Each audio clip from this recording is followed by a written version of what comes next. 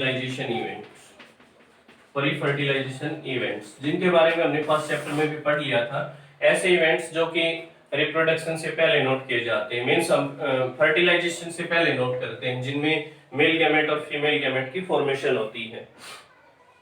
कुछ स्ट्रक्चर और hormonal changes की वजह से हम फ्लोरल जो अपेंडेजेज हैं उनकी फॉर्मेशन को नोट कर सकते हैं।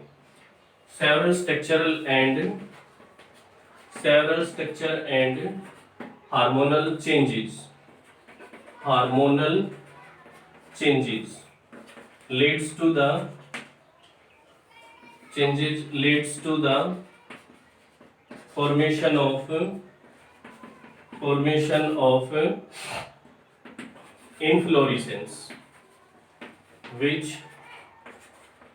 develop into flower.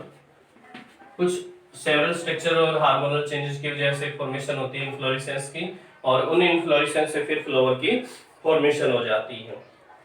कुछ फ्लोरल बड्स की भी फॉर्मेशन होती है। इनमें जो फ्लावर होता है उसमें मेल और फीमेल रिप्रोडक्टिव पार्ट्स को हम नोट कर सकते हैं। In the pre fertilization events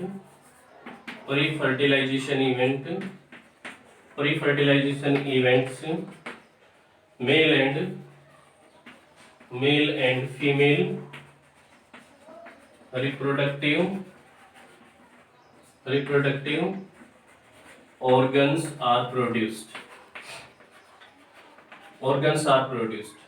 हम इसमें मेल नोट करेंगे। Male that is androecium means जो मेल गैमेट को प्रोड्यूस करेगा वो हम एंड्रोसियम नोट करेंगे। मेल और फीमेल गैमेट को ये प्रोड्यूस करते हैं। मेल एंड्रोसियम प्रोड्यूस करेगा एंड फीमेल गायनेसियम। हम नोट करेंगे इसके दौरान मेल गैमेट और फीमेल गैमेट प्रोड्यूस्ड होते हैं।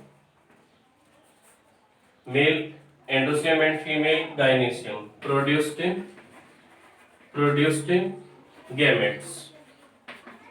गैमेट्स की फॉर्मेशन करेंगे, इनसे गैमेट्स प्रोड्यूस्ड होंगे, ये हम इसमें नोट कर सकते हैं। इसके बाद हम यहाँ पे नोट कर रहे हैं जो स्टेमन, माइक्रोस्पोरेंजियम और पोलन ग्रेन्स हैं। स्टेमन, माइक्रोस्पोरेंजियम एंड पोलन ग्रेन्स। जो स्टेमन है उस एंड्रोसियम को ही हम स्टेमन बोलते हैं, स्टेमन और androecium that is male reproductive part of flower, और प्लांट भी हम बोल सकते हैं। स्टेमन जो कि है मेल रिप्रोडक्टिव पार्ट, इसको हम मेल रिप्रोडक्टिव पार्ट कहेंगे। इसमें क्या क्या प्रेजेंट है? It consist of long stack called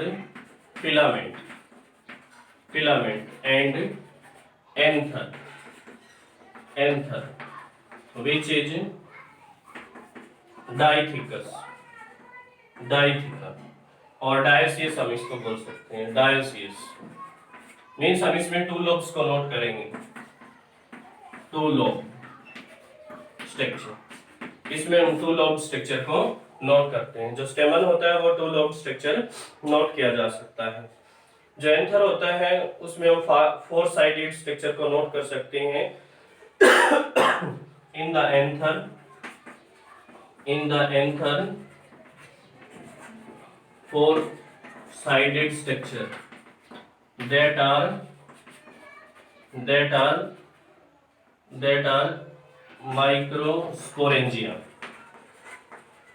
that are microsporangia, each two in each lobes। या बेसिकली नोट कर सकते हैं कि जो फोर साइडेड स्ट्रक्चर होते हैं उनमें हम नोट करेंगे कि जो स्पोरेंजिया होते हैं वो फोर इसमें नोट कर सकते हैं। प्रत्येक में हम एक स्पोरेंजिया को नोट कर सकते हैं। जिसमें हम पोलन ग्रेन्स को भी नोट कर सकते हैं। इसके दौरान माइक्रोस्पोरेंजिया डेवलप होते हैं और पोलन सैक की फॉर्मेशन करते हैं। Microsporangia sporangia develop and to form pollen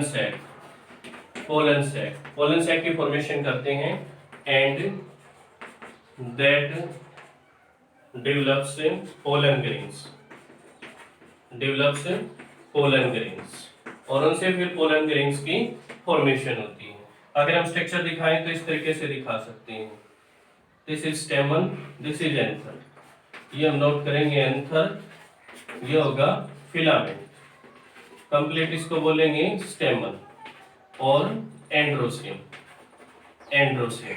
जब हम इस एंथर को कट करते हैं, कटिंग ऑफ एंथर को दिखाते हैं तो इस तरीके से हम फोर लोब्ड को दिखा सकते हैं। इस तरीके से हम दिखाएंगे फोर लोब्ड स्ट्रक्चर, जिसमें हम बेसिकली नोट कर सकते हैं पोलन ग्रेन्स को। यहाँ पे हम पोलन ग्रेन्स को इस तरीके से दिखा सकते हैं। पोलन ग्रेन्स ये माइक्रोस्पोरेंजिया हम नोट कर सकते हैं।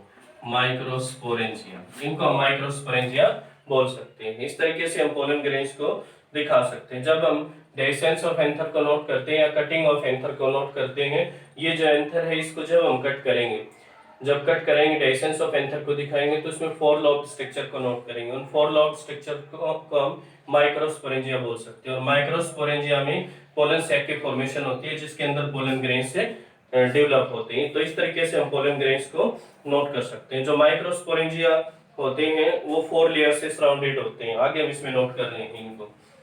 Microsporangia are surrounded by four layers, जिसमें हम फोर लेयर्स को नोट करेंगे। बेसिकली हम यहाँ पे नोट करते हैं microsporangia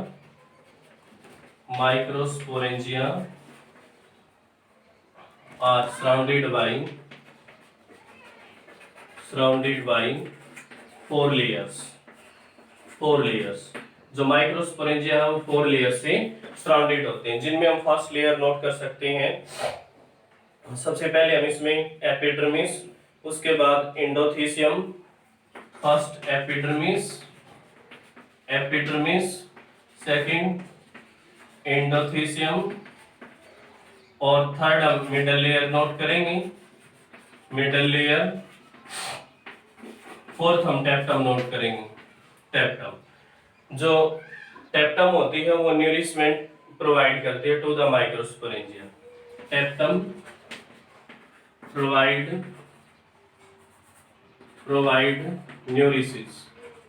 nourishment to the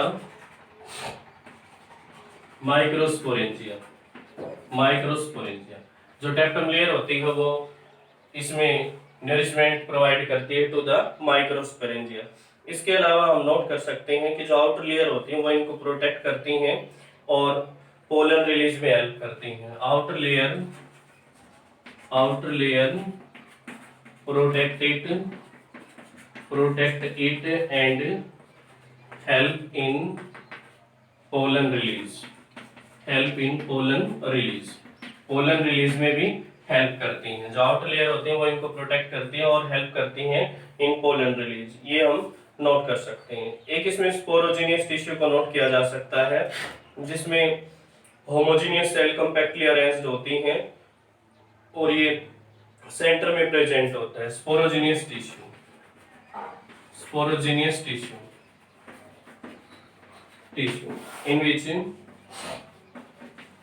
in which homogeneous cells are compactly arranged। इसमें जो होमोजेनियस सेल्स होती हैं वो compactly arranged होती हैं और ये सेंटर में प्रेजेंट होता है माइक्रोस्पोरेंजिया के, and it present in the centre of microsporangia के ये सेंटर में प्रेजेंट होता है और इसमें